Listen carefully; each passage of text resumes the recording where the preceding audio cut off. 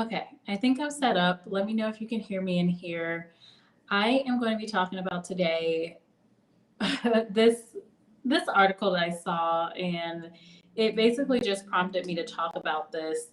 The title of this article is 10 million job openings for 7.4 million unemployed. Wait, is that the title? Okay, well, maybe that's not the title, but that was a headliner. So the title is actually why millions of job seekers aren't getting hired in this hot job market. And so one of the points that I pulled out was there are 10 million job openings in the United States, and there are 7.4 million people unemployed right now, yet there's a mismatch somewhere, right? So I want to talk about some of the things that I have been seeing as I am a corporate recruiter. I talk with hiring managers all the time. I'm talking with job candidates constantly. And there are some things that I have noticed and some reasons why I think there is this gap where we have 10 million job openings, 7.4 million people looking for work, but we're still in this shuffle where there's a need. Employers aren't hiring. There's people that are still looking for jobs. And so I'm going to talk about 5 specific points that I am seeing in this market right now. Now, I do want to call out that 2.3 million folks are out of work, and they've been out of work for 6 months or longer. So this is long-term unemployment, guys. So lovely people, we're going to talk about it. So here's my view from talking with people and hearing from job candidates about their experience, and then also talking with hiring managers on why they don't want to hire certain people and why they want to hire other people, right? So here's the biggest challenge, which I've already talked about on another video, which is kind of a consistent challenge that most people will have. And it is about, look, at the end of the day, employers are still going to want people with experience over folks that are not experienced. So a chunk of the folks are, they're graduating. Either they're graduating from school and this undergrad, and it's going to be their first big girl or big boy job, or there are a lot of folks that have gone back to school. Maybe they went back to school during the pandemic. They are trying something different. However, they don't have that experience. And I've talked about this multiple times. Experience really does trump, no pun intended, experience trumps the education that you have a lot of the time. Like people, a manager is going to hire someone that they feel confident can do the job. So while a person may be educated, they know processes, they know how things should apply, they've gone to academia, things are a lot different once you're actually in a job function and doing the work. So if someone has experience and they have education, which oftentimes, that's the competition, well, they're going to pick the person that has the experience and the education. And that can look a lot of different ways. It can look like internship experience. It could look like real work experience. So it can even look like freelance experience. There's creative things you can do to get work experience. But at the end of the day, they're looking for folks that want real world experience, because if you're putting 2 people together, okay, this person I have to train more, they're going to need more guidance, it's going to take them a little more time to, get up and running, versus this person over here, let's say Edward, he's got the experience, he can hit the ground running, we need a security person we can get started right away. Well, we're going to pick Edward over someone else that doesn't have as much security experience, that we have to train, that we have to spend a little more time with. So that's the main thing that I have seen as I've been talking with hiring managers. And hello, Edward, my moderator and member. Shout out to you. Hello, V. Scott Speaks. Hello, Ungame Miller. Hello, Partly Cloudy. And I think that's all I see in here for right now. Okay, so a little experience, right? The other thing is something I've had a challenge with in finding people. So this is why I post videos where I'm like, hey, here are some companies that are hiring remotely, or here are some jobs that are, remote. You can work remotely, because that's what people are looking for. However, a lot of places need people to be on site, right? Or they need people available at odd hours, right? So needing some people available at odd hours. Let me start putting this in the chat so I can reference it. Let me type that first one out. Sorry if you hear me typing in here. It sounds a little funky, I think, when people are typing. But so we talked about little experience. So the second one is availability. The availability to work. If I can spell availability right. Am I not spelling this right? It's giving me the little red squiggly. Oh, well, we're going for that. Okay. So availability to work odd hours. So this may be being on site. It could be working evening hours. It could also, especially if you have kids at home or something. It could also be weekends. I've had roles where we need a person to work the weekend and no one really wants to do it, right? So that presents a challenge where some jobs do require that. Well, if the workforce doesn't want that, you're going to have this high demand, and you're going to have the situation again where, 10 million job openings for 7.4 million job seekers, people out of work. The need still exists either way, whether we can find the people or not. So that's one other thing.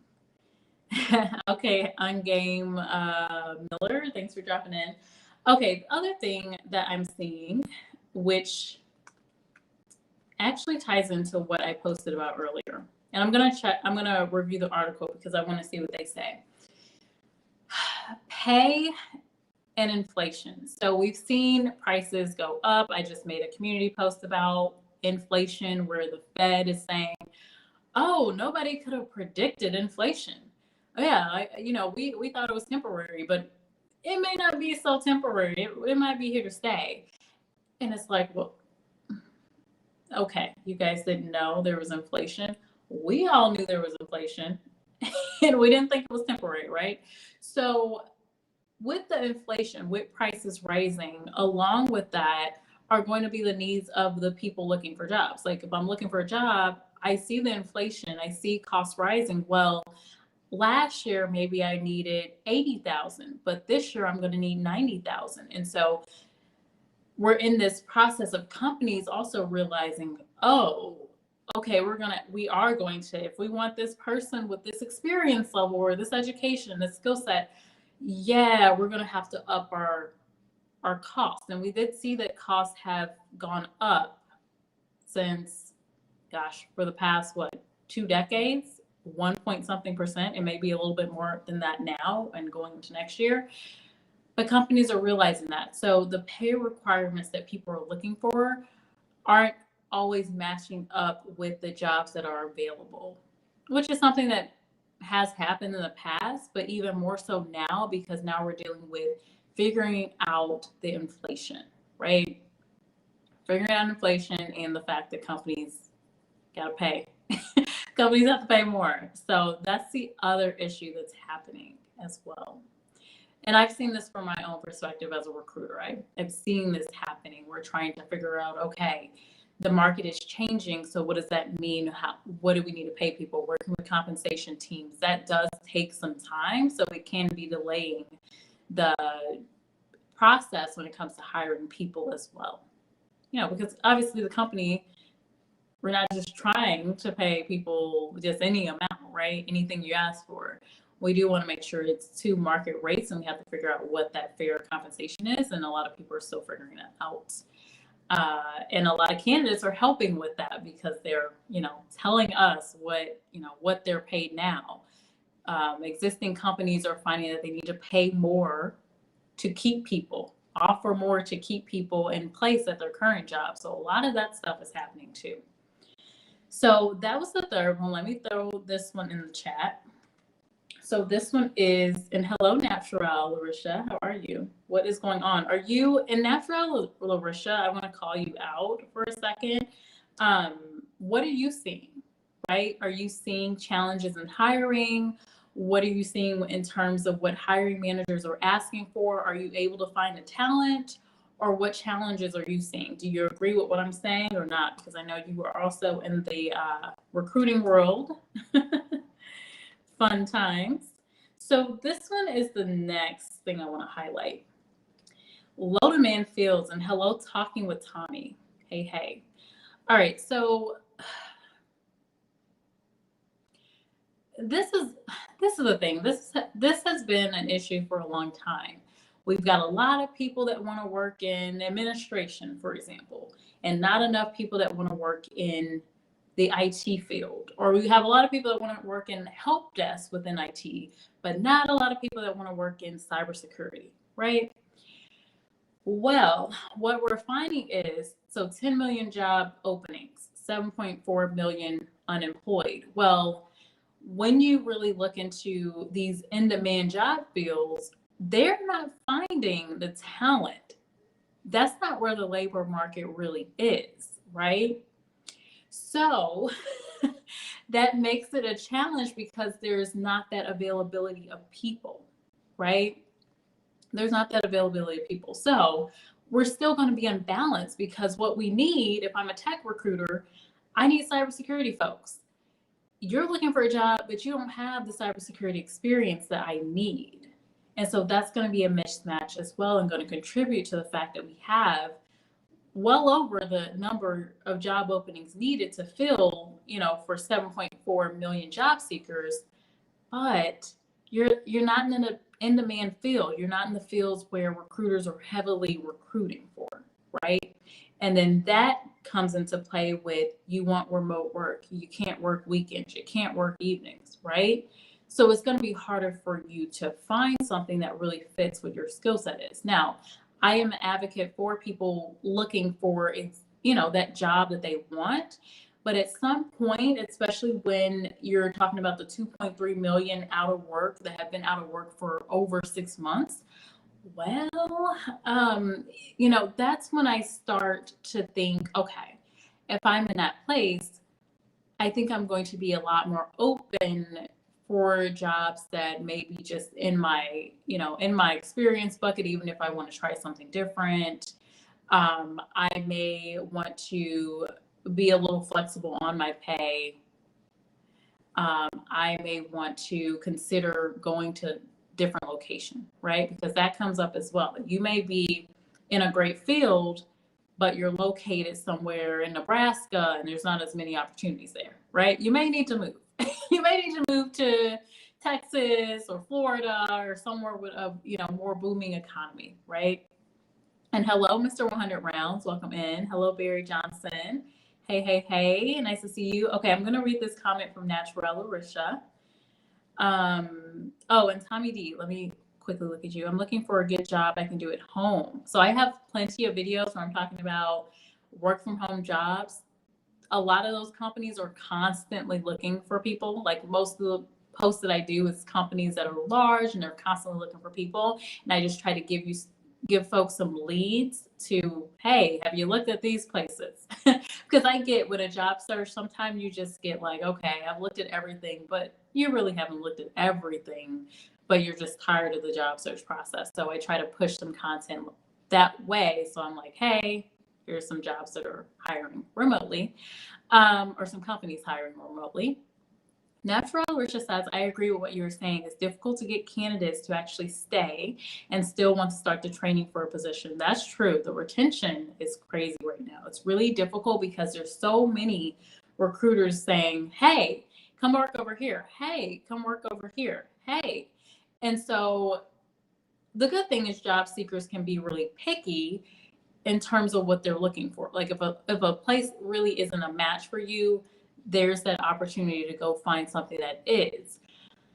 And then we're also in this place where folks that have been working at a company for a long time, let's say just over 5 years, 5 to 10 years, or even beyond that, they're in this place where they're open to talking to someone about a job. I have that scenario happen very, very often because it's natural, right? And we're in a time of the great resignation where that has been kind of the culture right now of people being like, hey, I've been here 5 years. I haven't actually gotten this promotion that I wanted. Let me explore my options. And I think that's okay, but it does present another challenge because we have 10 million job openings. But if we're not retaining the people that we already have, we're filling jobs and then we're opening a job, filling a job, opening a job, right? And a lot of companies are feeling that right now too. Hey, Mr. 100 Rounds. I'm not sure if I just said hey to you or not. Some want to negotiate more when offers are extended and others don't reply. Yes, Natural Larisha, I have felt that the same thing. Like you're not getting, you know what? Oftentimes I do get responses. I will say people will let me know like, hey, I just accepted an opportunity elsewhere. But with the offers, yes, it's very competitive right now. Very competitive. So that's why I say the pay, the inflation, we're kind of in this weird dynamic where we're trying to figure out, okay, where is the market right now for an editor? What is the market right now for a producer? What is the market right now for et cetera, a recruiter, for example, with this much experience? So yes, I totally agree with you. If you have any other ideas, let me know in the chat, and then I'm going to move on to my last point, which is the fifth thing that I'm going to note. Oh, I see other comments. Okay, let me hold on that. Let's see what you guys are saying. You guys are here on a Monday night. You guys are the loveliest people ever. I would definitely check it out, Jessica. Good. Yes. And if you have any requests, let me know. I will give you heads up. I have so much content that's just saved on my computer that I have not edited and put out, and I really need to do that. So more content is coming. Right, exactly. I noticed more people are reaching out to me now that I have gained experience with recruitment. Yeah, so to my earlier point, let me see if I can find it. So number one point, and this is the main thing, having a little, I should have said little to no experience. People, again, experience trumps the education, and it's tough to hear as someone that has gone to college, and especially for the newbies, folks right out of college, they're paying all this money for this degree, prestigious school, yada yada. But people want experience. They want to see what you can do. So this is why I say, while you're in college, if anyone is in school right now or in graduate school, whatever, you need to be working. You cannot just go to school unless you really have a great connection of people or you're working on campus. You need to do some type of work to show what you can do. It doesn't even need to be necessarily in your skill, because that first job, a lot of times if you have gained certain skills like customer service, working with people, presenting, good communication skills, those are things that if you have those skills at a junior level, folks are more readily able to take a chance on you, right? They want to take a chance on you and they'll say, hey, I will teach them technical skills. I've heard this many times throughout my career of, hey, they have the soft skills, have a good attitude. We can train them. They do have some experience. But if you have nothing, zero, I don't know what to tell you, especially right now. That's tough because yes, there's a little more opportunity for you to get that first job, but it is going to be tougher for you. It definitely will be tougher.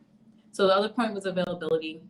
If you don't have experience and you don't want to work weekends, you don't want to work evenings, and you can't work in the office, again, some of these jobs are not professional jobs. Some of them are, we need a bartender. We need a person to work security on site.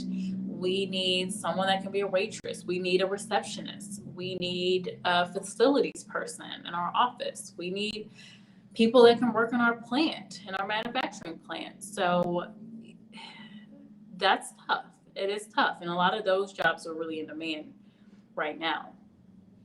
Okay, let me get back to the comments here. Where was I? Barry is shouting out people.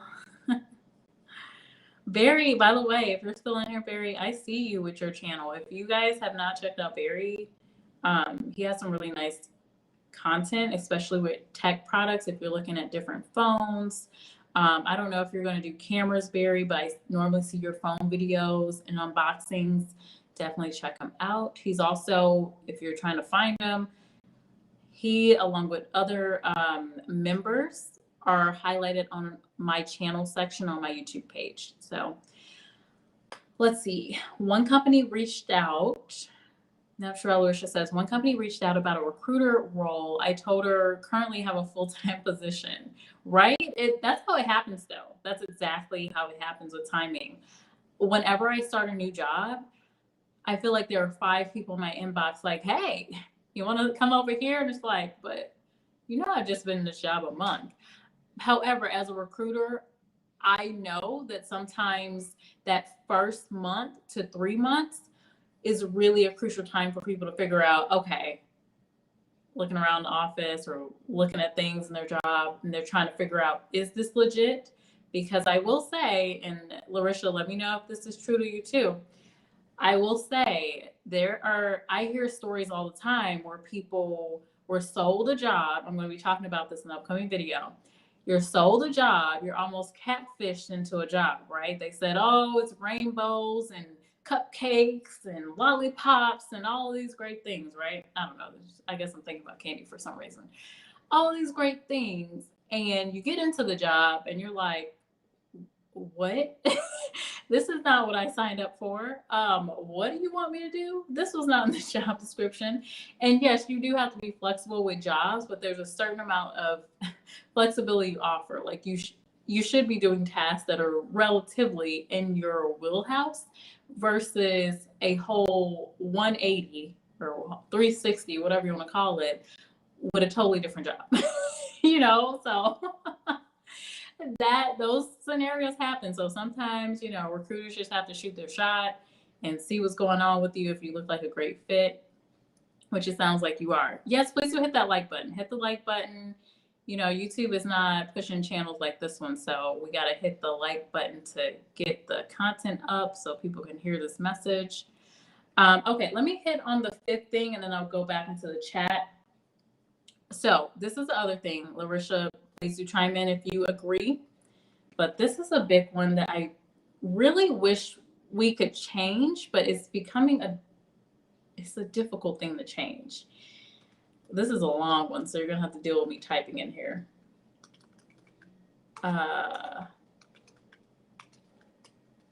Okay, so this is a big one. I'm going to show some screen. So employers want folks at their competitors. Yeah, this is a huge one. And so a lot of people are applying to jobs. And this is why I push LinkedIn. I'm trying to get people on LinkedIn so that recruiters can come to you so you can be slightly more attractive. When I tell a hiring manager, I have proactively found someone, whether it's LinkedIn, oftentimes it is LinkedIn, whether it's on Behance, whether it's on some, site, dice.com, whatever. When I tell a hiring manager, hey, I found this person proactively and they are great versus this person applied and they're great, and then I explain why in both cases, there is more excitement when I have proactively found someone at a competitor company. And every company technically can be a competitor. However, within an industry, so let's say we're looking at tech companies, right? So tech companies or social media companies, digital media, Snapchat, TikTok, YouTube, right? If someone's hiring at one of these companies, they are going to want someone else from one of these companies because that's the competition. We're driving innovative things. They're driving innovative things. That's who we want. We want that person over there or whatever. Insert your large company, right? So obviously, if you are unemployed, you may not be working at a competitor. Now, something that I would say is a solution, because I am normally thinking about what's the solution here. Something you can do. is be open-minded. So instead of saying, I have to work full-time at a certain company, consider working as a contractor or a freelancer for a large company, especially if they're a big name or they're a good name in your space. They don't even have to be a necessarily large company, but a place that you know will stand out within your industry. I say take the opportunity to work there, because seeing that you're at a competitor, it will give you a better chance at standing out as a job candidate, because you're like, hey, I'm at the competition. You want to know what I know? Want to know what I learned? You want to know. Now, obviously, you can't say, there's protections in place where you can't say exactly, hey, at this company, we were doing this. However, there's a lot of knowledge that you're going to bring from that company naturally, right? And that's why the competition is always the big thing that hiring managers will want. A lot of the time, not every case, but that's typically the thing. So in this market, again, 10 million job openings, 7.4 million unemployed, 2.3 have been out of work for over 6 months. What's going on here? Well, those are the top 3 things that I see going on. Those are the big things that I see going on, right? So I'll kind of backtrack and I'll go through the comments if I can. It is little experience. That's a challenge. Availability to work, odd hours. So either on site, in person, not remote. Weekends, evenings.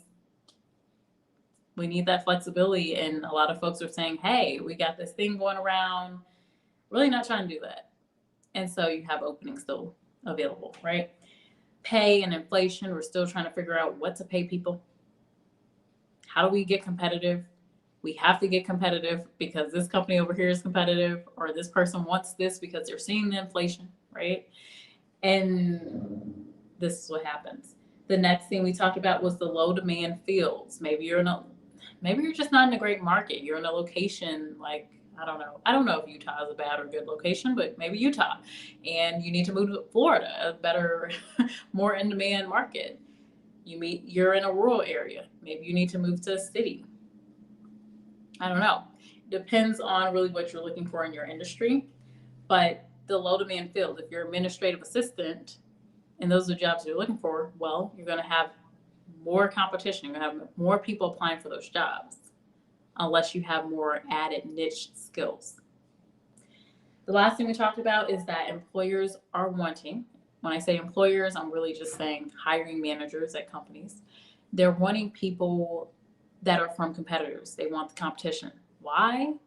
Well, because they're going to see that person as knowing more. They're going to bring insight into their company, and they already know the space. They're already in our industry. They can jump right in. And we talked about that earlier. So those are the main things that I see. Natural Larisha, she has provided a lot of great points in the chat as well. Let me see if I can address some of these comments in here. My computer is like going crazy. Let me see. Maybe I can do this. Nope. Oh, my computer wants me to shut this thing down. My computer is like, we need to shut this down. And we're almost close to 30 minutes anyway, so I didn't want this to be a long chat. Let me see if I can flip over to YouTube maybe. Let me try. Oh, that's annoying. Let me try this.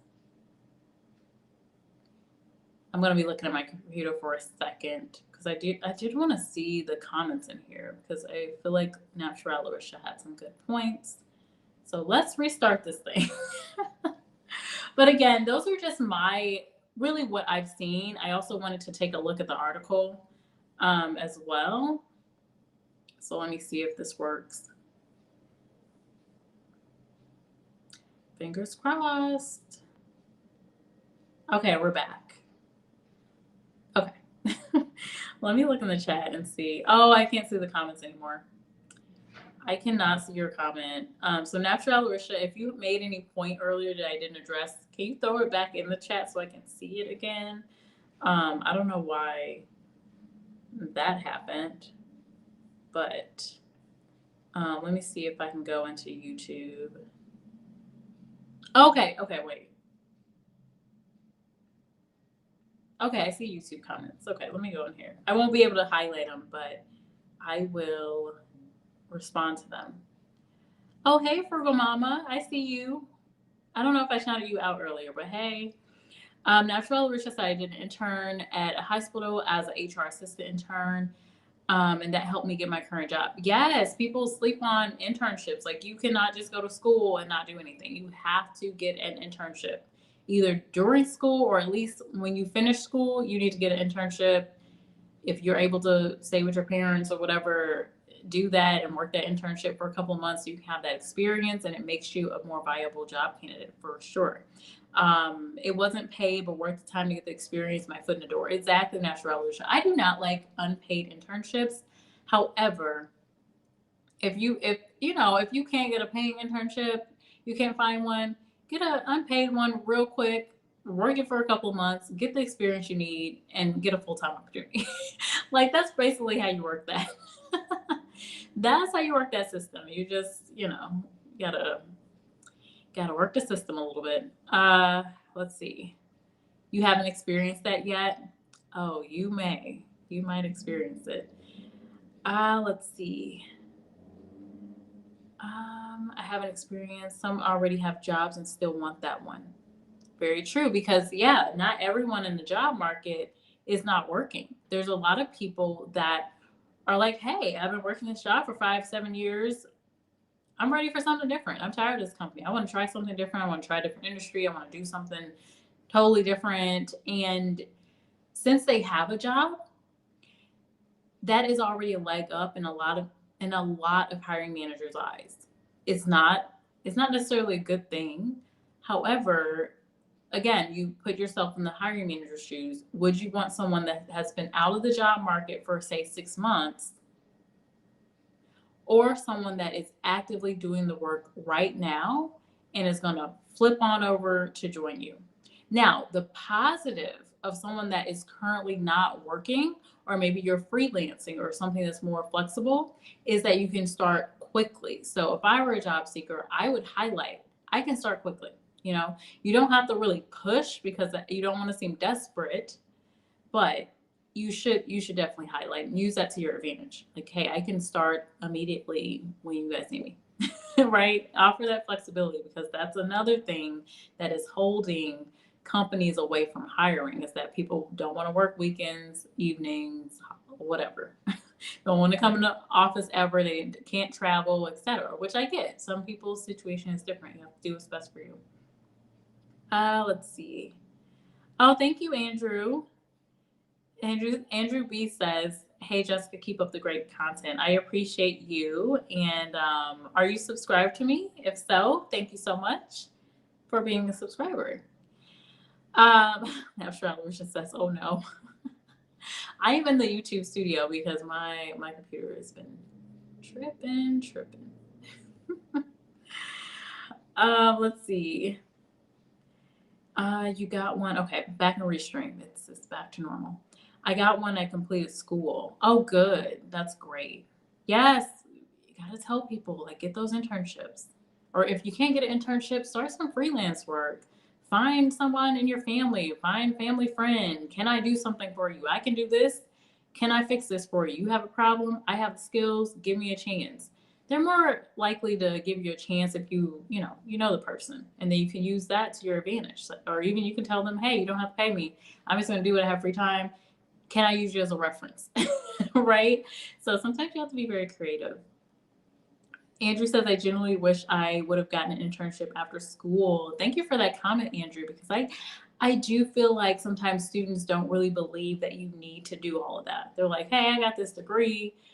I don't need to do that right now. I'm focused on this, trying to get this degree. And I understand it, but unfortunately, that's not how things are set up. You got to get an internship. You have to get something, some experience during or after school. Rice and beans, hey, it's the software's fault. PBS did a piece on it like 3 years ago. Oh, really? Interesting.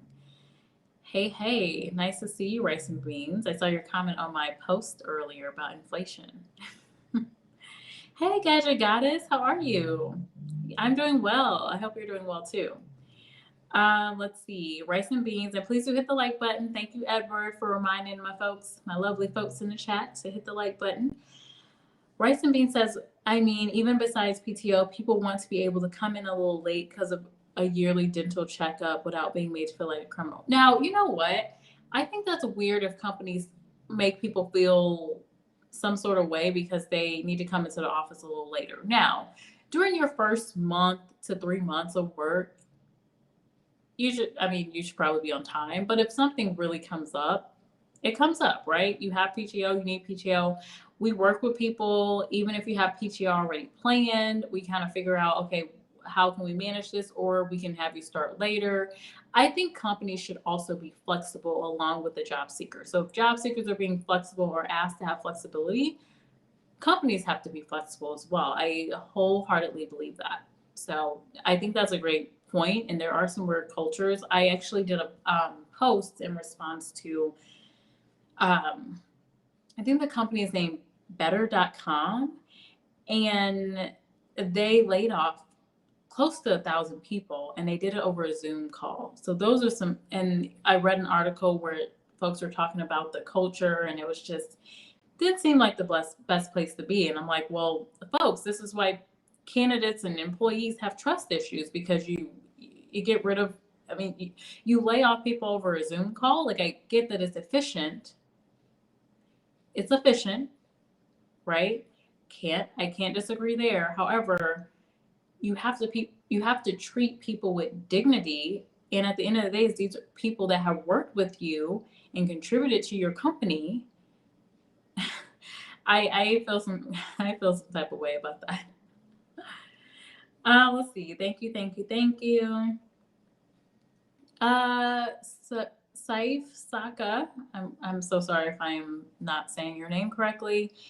Thank you for the informative live. Quick question: are you Arab? I am not. I am American. I am Black American. So no, I'm not. I appreciate you being here. Rice and Bean says, haha, I like taking shots of your precious Bitcoin. Couldn't resist. Bitcoin is my precious.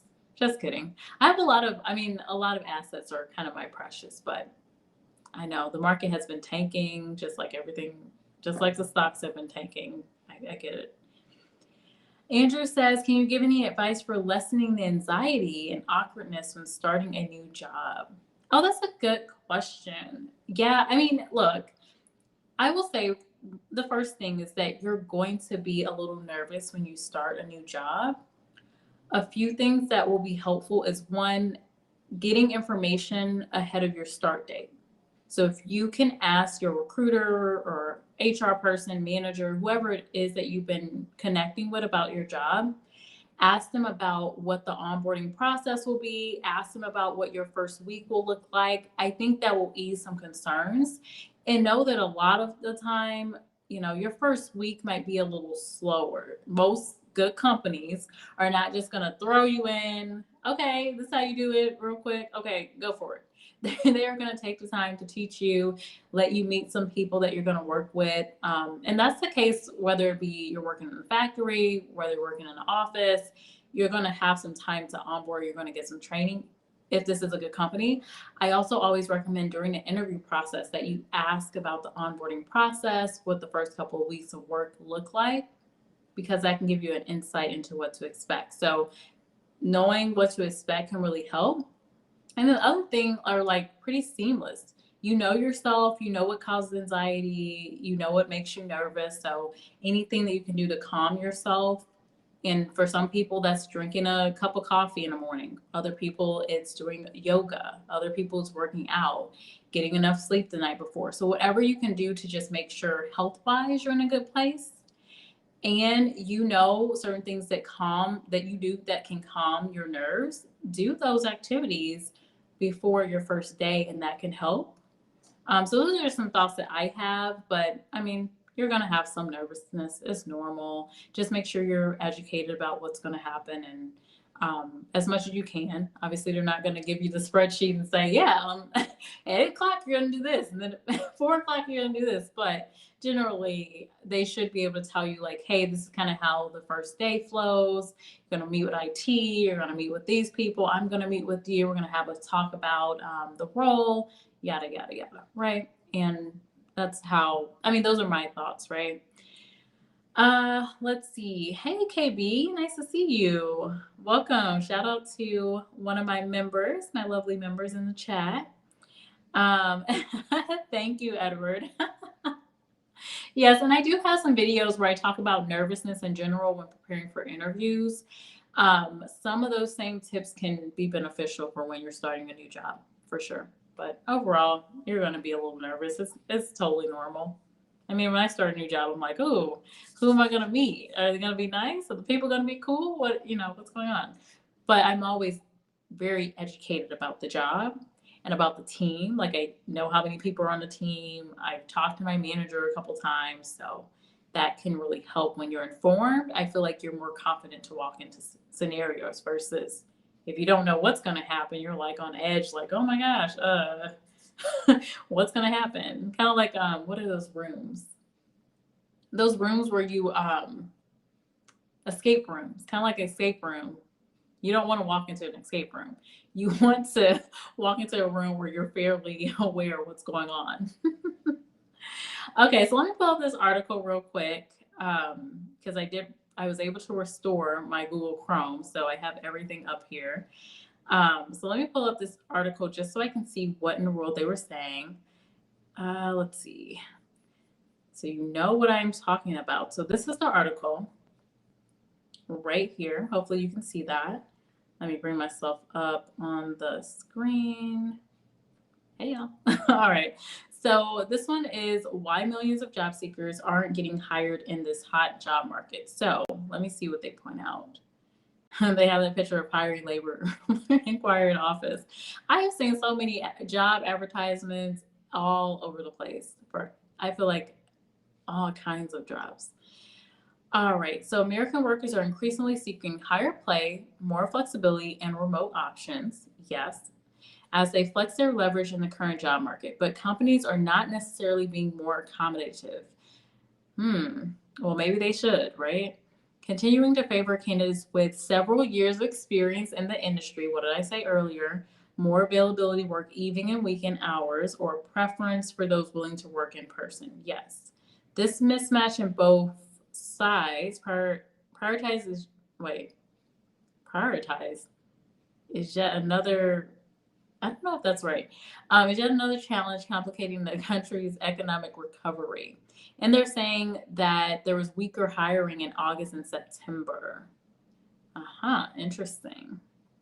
What else do they say in here? So this is where I pulled the stat, 10 million job openings for 7.4 million unemployed workers. That is crazy. The other thing I want to note out that I just thought of is some people are not good interviewers. So that's another issue.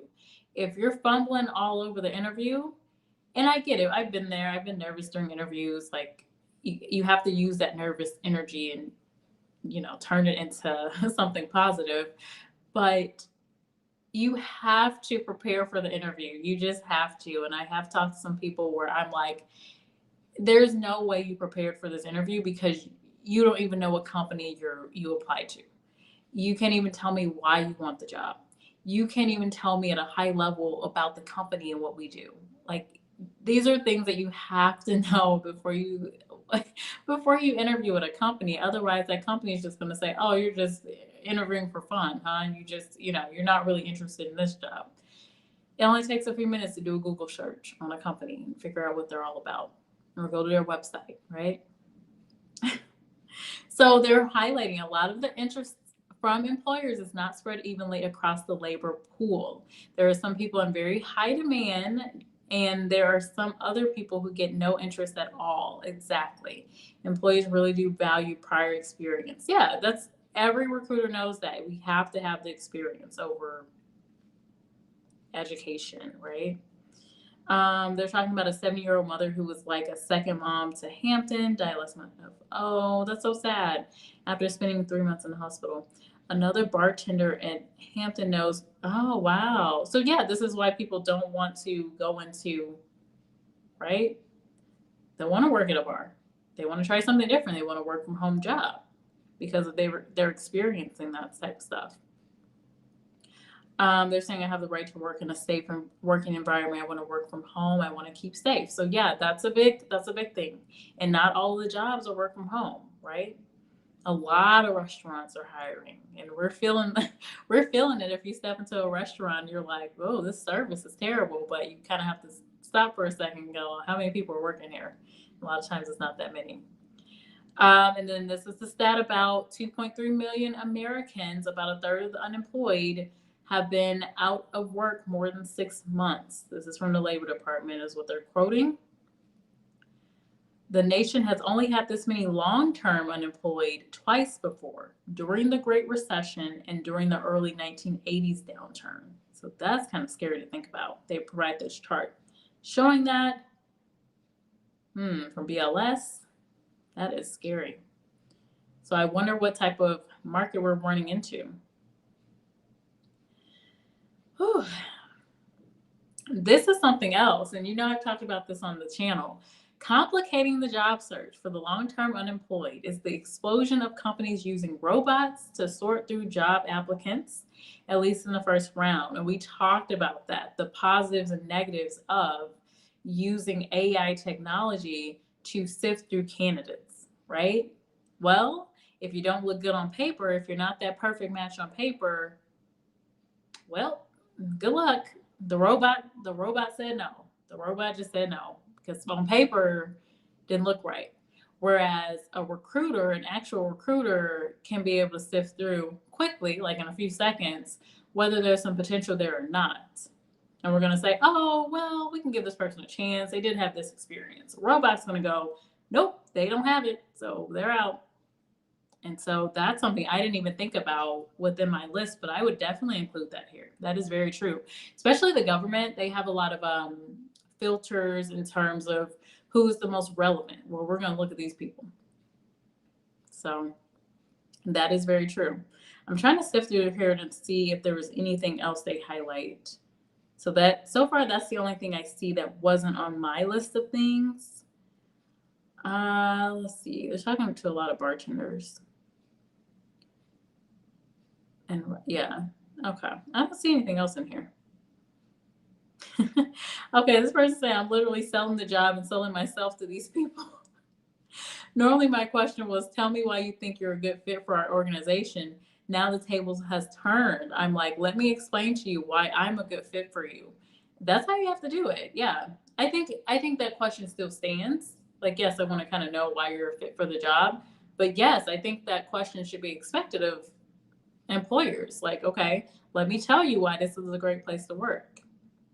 I do feel like I'm telling, but at some point you have to be very transparent, because if you sell the job and you actually sell the job and it's not really transparent enough, you'll make the hire maybe, but the person may leave in a few months, to my point earlier, where I'm talking about, folks that may leave a company after a month because they're like, what the heck? This is not what I signed up for, right? So I'm not really seeing anything in here. I'm going to bring myself back up. Alrighty. Well, that article highlighted something else for me.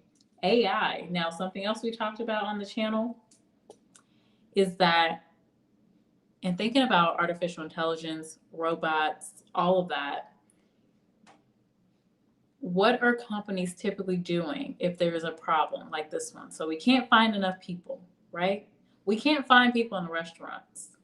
Well, we know that there are robots that have been created, they're being perfected to take on certain restaurant jobs, right? We see Flippy, who's flipping burgers. We see the Miso Robotics company, who has a ton of investors, actually. Well, companies may look at the costs. They're doing estimates, they're doing analysis. Well, what are the costs to get a Flippy versus what are the costs to hire people in this restaurant? Let's just use McDonald's, for example. we're shifting. 2020 was a big shift. So we are shifting more and more towards AI. And so when you have this problem of there aren't enough people that work in restaurants, what do you guys think that companies are going to do? We're already using AI. Well, we need to use AI more so we can save on costs and we can solve our problem of not finding enough people. So just something to think about. Again, I will continue those conversations on AI. I haven't done the AI robotics conversation in a while where we talked about the AI and online influencers and musicians and all of that, but we will have so much I want to talk to you guys about. But lovely people, thank you so much. I'm going to read the last couple of comments and I'm going to sign off here. Andrew says, thank you. Seriously, one more question. Can you give me advice about being intimidated about any new technical encountered and balancing confidence versus genuine questions you may have? So I have a couple of videos about confidence, right? On intimidation, intimidation, you can only be intimidated if you're not confident in your knowledge, skills, and abilities. So as long as you are confident in your knowledge, skills, and abilities, and you know you kind of have those boundaries with yourself, if you're feeling like you're being intimidated by something, that may not be territory you want to go in. But if you're just like intimidated at the idea of learning new technical skills, I will leave you with this. You need to think about what happens when you don't learn those technical skills, right? You may be nervous about learning something new. You may be nervous about jumping into something different, but the tech industry is constantly changing. And I have talked to multiple people that are in tech, have been in tech for a long time. They only use this mainframe system. They didn't learn or venture into the new technologies that we've all seen coming. And now they're looking for a new job, right? This has happened over the course of my career where I've talked to folks where they're in IT. They should be making money, but they were laid off because, well, we're not using this system anymore. We're moving over to this. You didn't learn this skill, so we're hiring this guy over here. We're hiring Timmy. We're hiring Timmy because he knows it. And then we're going to hire Amanda, and we're going to hire Shakita, and they're going to come in and they already know skills. So we got to let you go. So you don't want to be in that situation. That should be motivation for you to learn a skill. And I actually had feedback a while back from someone, a friend and a mentor. And she told me that, actually, I had a couple of people tell me this actually. If you are not afraid, if it does not scare you to take on a new challenge, it doesn't scare you to take a new job, it doesn't scare you a little bit, it's probably not even worth it. Like, is it worth it? Because if you're going to jump into something different that's going to shock you, that's going to teach you something different, it's probably going to be a little scary. And I'll use an example. So I am right now practicing aerial silks, and it's a practice where you're in the air. And I've made posts on Instagram, and I've had some comments where it's like, oh, you're brave. Well, it turned out to be a fantastic activity that I do. And if I didn't overcome my initial fear of like going backwards and flipping up and climbing, I would have never been able to really progress and learn that I can do different things or get stronger. So I'm just using that example because it's something that relates to me personally. And so think about that. If you're afraid, think about the alternative. The alternative of that, you stay stagnant and it's not really the best scenario for you. You don't learn. You get replaced by an AI, right? Or by Shakita who learned a new skill. You just got to do it. And if it doesn't scare you a little bit, it's probably not even worth it. So keep up those skills. You don't want to be in a place of folks that didn't learn and didn't really feel like they needed to learn. They were just kind of sitting back like, oh, this is comfy position. That's all you do. You can do this for the next 10 years. We're just not in that environment. So you always have to be learning, especially in the technical field, which is always changing. I hope that helped you. Let me know if I didn't answer your question. The recruiters and managers are dropping like Oh, why? Larisha, why? The I wasn't ready for that comment. The recruiters and managers are dropping.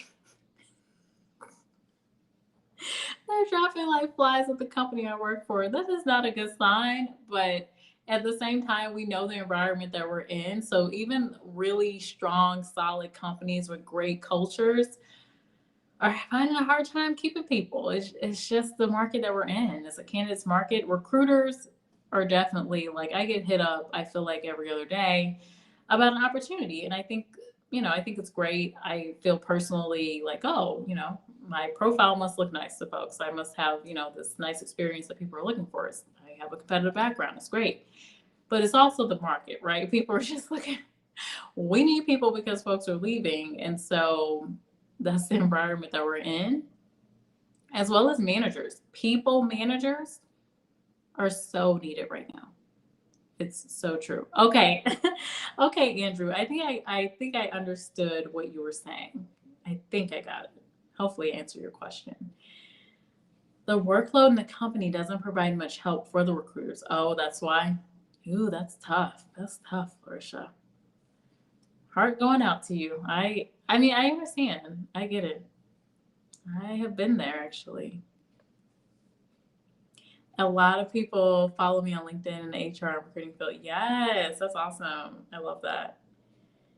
And rice and beans, you guys are keeping me on here a little longer with the comments. Any advice for a recently retired male model? Here we go. Rice and beans, you know, you're always doing this, aren't you? You're always talking about a male model. So are you a male model, rice and beans? Okay, so say any advice for recently retired male models looking to enter the workforce. Um, okay, I'll take your comment seriously. Looking to enter the workforce.